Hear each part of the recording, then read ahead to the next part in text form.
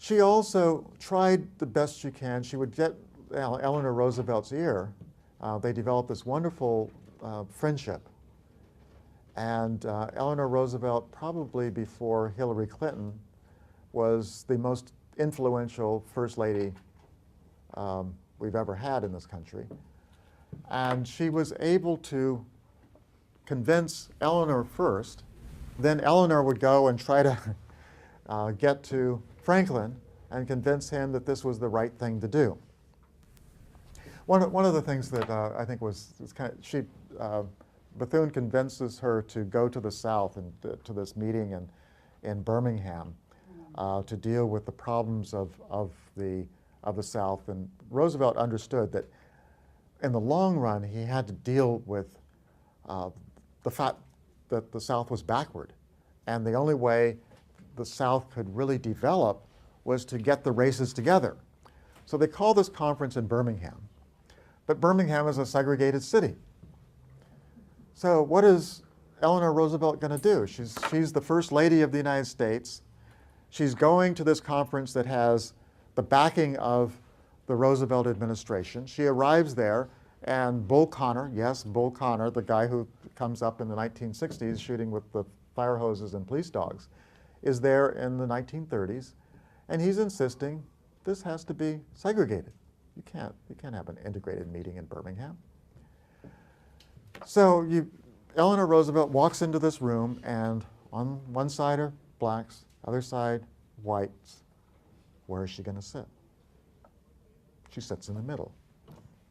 That satisfied many as you know, the best she could do under the circumstances, and it kind of shows the way in which Roosevelt administration was willing to go part of the way toward equal treatment of all races, but not all of the way.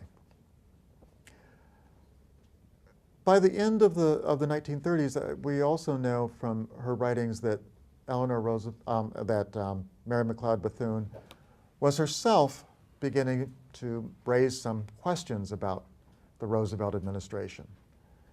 And if Awele is here, I think there's a, do you want to introduce the letter? She writes a letter to Roosevelt in 1939 indicating her concerns about the New Deal.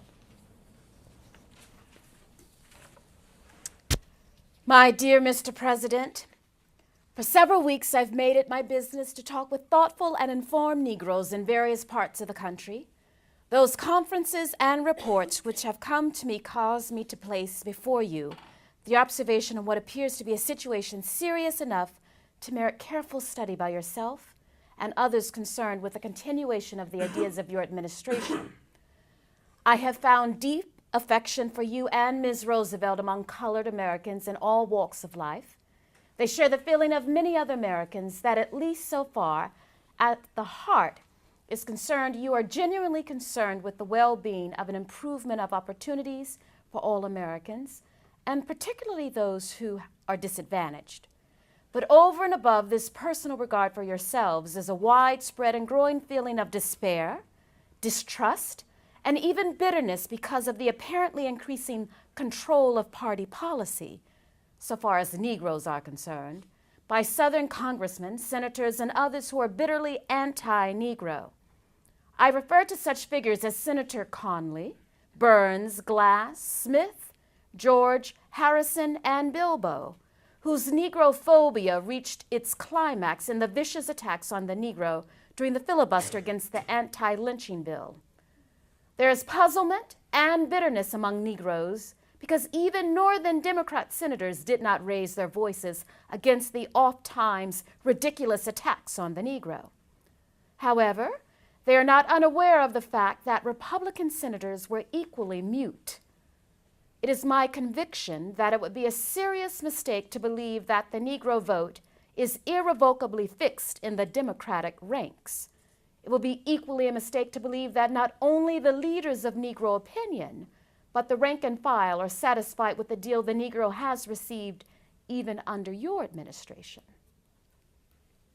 Excerpt, 1939, letter to Franklin D. Roosevelt.